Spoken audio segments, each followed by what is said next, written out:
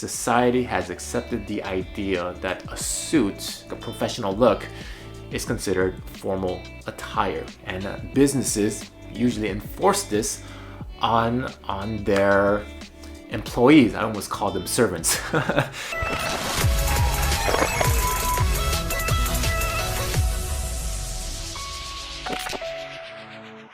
Yo, this is David, and today I want to talk to you about clothes, and I'm going to continue our conversation on why I wear the same thing. I'm going to talk about functionality, and I'm also going to briefly talk about societal conditioning.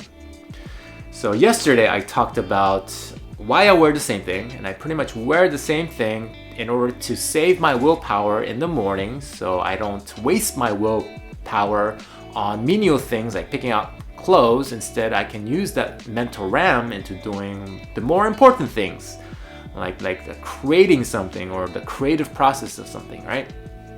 But there's also another reason why I wear what I wear.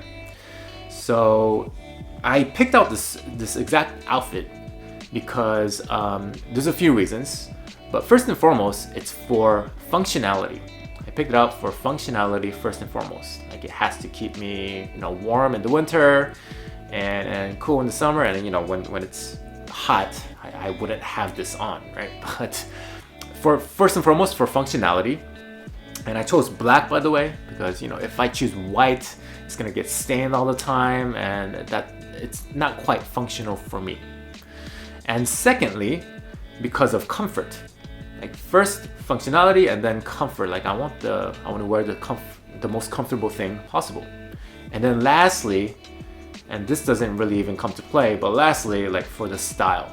So I would urge other people to follow like the same format, right? But here's the thing, and I was definitely a victim of this in the past.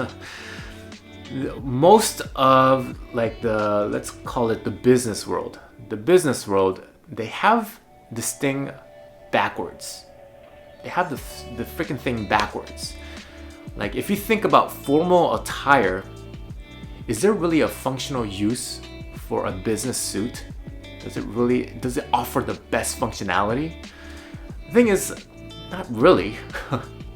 Right? A business suit, like, if you see somebody in a business suit, in a three-piece suit, in the scorching hot summer's day in like 100-degree weather, it's like, when I see that, I'm just thinking like, gosh, why would you do that to yourself? Why would you create suffering for no reason at all? And so they seem to have this entire thing backwards, right? There's no functionality in like a business suit. And you have to ask yourself, why is formal attire formal attire? Like, who came up with formal attire, and why is it formal attire, right? And if you really think about this stuff, formal attire is arbitrary. It's arbitrary. It could have happened one way, it could have happened another way. But it just so happens that society has accepted the idea that a suit or like a professional look is considered formal attire. And businesses usually enforce this on their employees. I almost call them servants. And they enforce this on their employees. And so why do they do this? And so here's the rationale that they think, or they make their employees do, is they do it because of discipline, right? But does discipline necessarily have to come in the form of clothes? Like, you can discipline people in other subjects, in other areas. It doesn't necessarily have to be in clothes, and it doesn't have to be necessarily through unnecessary suffering, does it? Like, if you're out in the sun, that's like unnecessary. Why would you want to wear a three-piece suit when you're in 100 degrees? It doesn't make sense, right?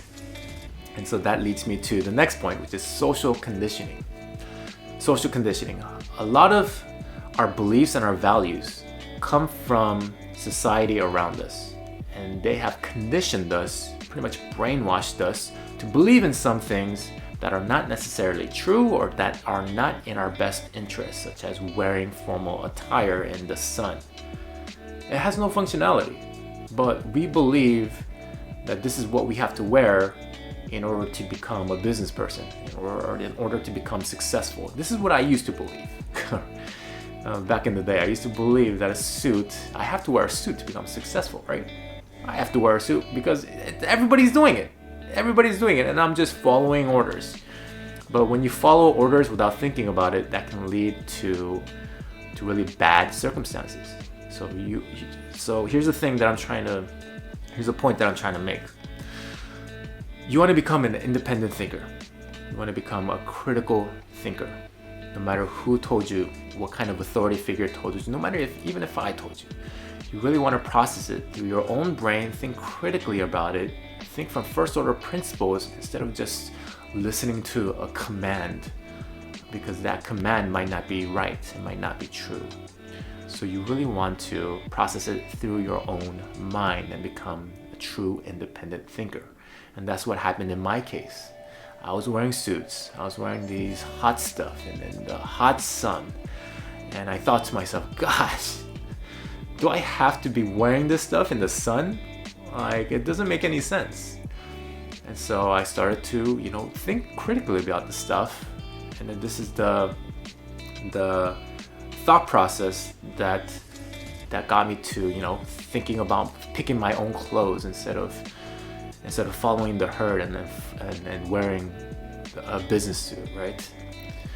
So again, pick your or not even just clothes, right?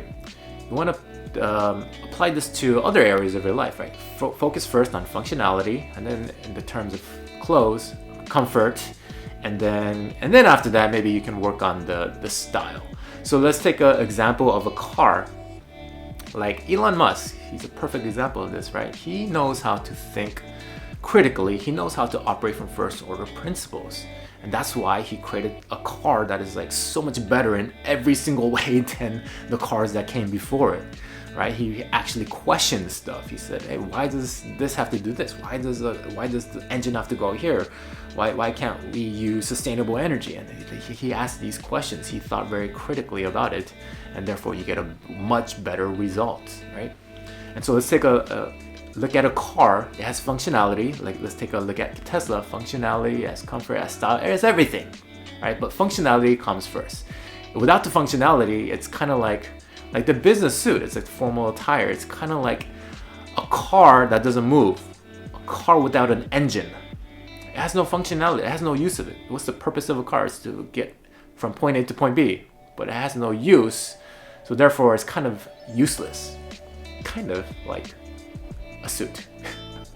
All right. Anyways, I think I've talked enough crap about business suits. But anyways, the point I'm trying to make is think critically, think independently for yourself. All right. So I hope you found value out of this one, and I will see you in the next one. Peace, peace.